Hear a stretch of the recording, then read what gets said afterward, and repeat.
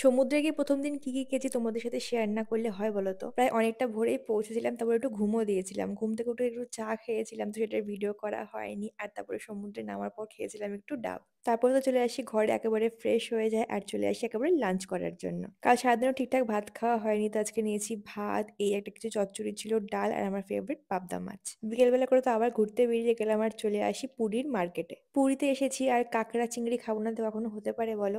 আমরা প্রায় ৭ বছর আগে পুরীতে এসেছিলাম আর এবার এসে না পুরীটা অনেকটা চেঞ্জ হয়ে গেছে। ১ম এই নিয়ে নিয়েছিলাম এই চিংড়ি মাছ ভাজাগুলো যেগুলো খেতে বেশ ইয়াম্মি ছিল। আর তারপরেই নেওয়া হলো এই কাঁকড়াগুলো। আগেরবার মনে হয় আমি কাঁকড়া খেয়েছিলাম কিন্তু এবার আমি এর আগা-মাথা কিছুই বুঝতে পারলাম না। তাই সবাইকে দেখে বোঝার চেষ্টা করছি এটা আসলে খায় কিভাবে। আর কিছুক্ষণ ধরে মার্কেটে ঘোরার পর পেয়ে গেলাম চা, কিন্তু চাটা খুব একটা ভালো ছিল না। আর আমরা এতটাই লেট করে নিয়েছিলাম, সমস্ত বাঙালি রেস্টুরেন্ট বন্ধ হয়ে গেছিল। তো আমাদের হোটেলের পাশে এই ধাবাটা ছিল, তো সেখানে গিয়ে আমরা এই সমস্ত জিনিসপত্র খাই। আমি নিয়েছিলাম আমার পছন্দের নান আর পনির টিক্কা, যেটা খেতে কিন্তু বেশ ভালো ছিল। বাকি সব ডিটেলস পুরীর লং ভিডিওতেই দেওয়া আছে।